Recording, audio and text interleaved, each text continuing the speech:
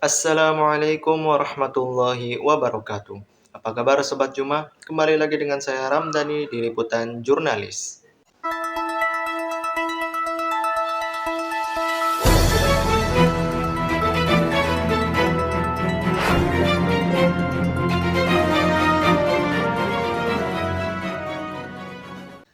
Pada kesempatan kali ini, saya akan memberikan informasi kepada Anda semua tentang hasil dari materi mata kuliah Teknik Reportase dan Investigasi Berita pada hari Senin tanggal 30 Oktober tahun 2023 yang diampu oleh dosen mata kuliah yaitu Bapak Dr. Adi Kusuma SIKOM MSI.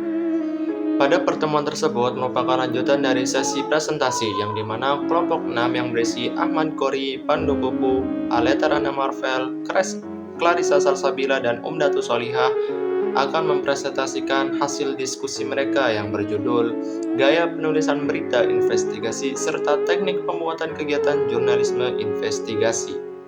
Kelompok 6 menjelaskan tentang unsur-unsur pada penulisan berita investigasi. Apa saja unsur-unsurnya? Unsur-unsur pada penulisan berita investigasi yaitu sifat penulisan, jenis penulisan, tujuan penulisan, struktur penulisan, dan laporan penulisan. Sifat penulisan mengungkapkan informasi dalam membentuk audiovisual kepada pemirsa. Penyelidikan tidak hanya mengungkapkan semua hal yang sukses, tapi konsep yang keliru juga. Penyelidikan berisiko tinggi, melaksanakan peliputan harus memikirkan banyak dampak, dan juga harus ada idealisme. Sedangkan jenis penulisan, ada 3 jenis penulisan berita investigasi. Yang pertama, reportase investigasi orisinal. Yang kedua adalah reportase investigasi interpretasi. Dan yang ketiga adalah reportase mengenai investigasi itu sendiri.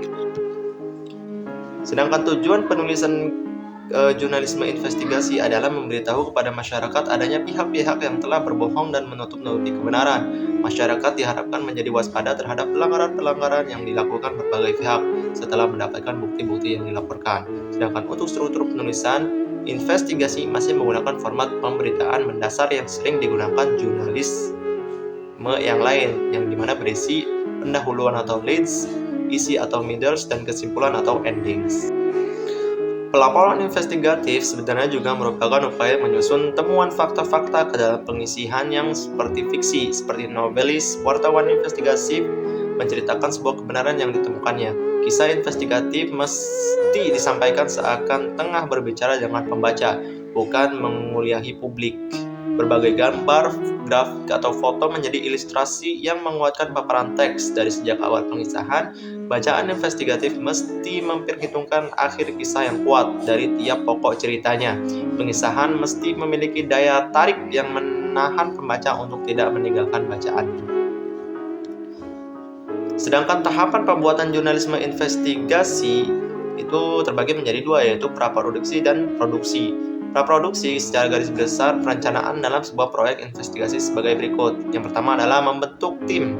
Yang kedua adalah melakukan riset, observasi, dan juga survei. Yang ketiga adalah menentukan angle fokus pembahasan. Yang keempat adalah merancang strategi eksekusi. Dan yang terakhir adalah menyiapkan skenario pasca publikasi. Sedangkan ketika produksi sendiri yaitu tanya jawab dalam wawancara yang umum dilakukan biasanya tertuju pada jawaban-jawaban yang bersifat langsung memuat apa yang ditanyakan dan terkait dengan motivasi memuaskan kebutuhan sensasi khalayak umum. Dan yang terakhir adalah pasca produksi, yaitu proses pengemasan laporan. Dalam tahap krusial, bagi media cetak musuh utamanya adalah bentuknya sendiri yang panjang berhalaman-halaman. Berikut ini hal-hal yang biasanya diperhatikan pembaca saat sedang bimbang memutuskan apakah akan membaca sebuah laporan panjang atau tidak. Yang pertama adalah kekuatan judul. Yang kedua adalah pengantar, teaser, lead yaitu paragraf pembuka atau quote atau kutipan. Dan ketiga adalah foto-foto dan keterangannya, caption. Yang keempat yaitu kaitan langsung intisari cerita dengan kehidupannya. Dan yang kelima adalah jumlah halaman, panjang pendeknya laporan.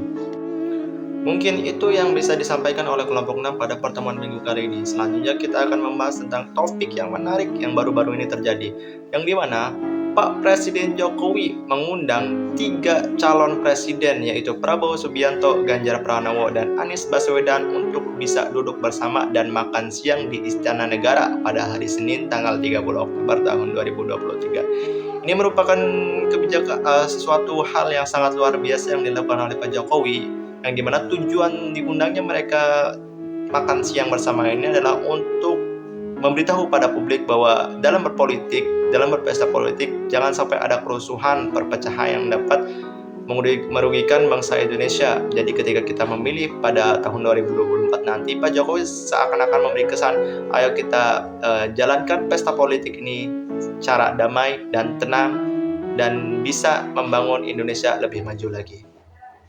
Mungkin itu informasi yang bisa saya sampaikan kepada Anda semua untuk minggu kali ini. Kurang lebihnya mohon maaf. Sekian dan terima kasih. Assalamualaikum warahmatullahi wabarakatuh.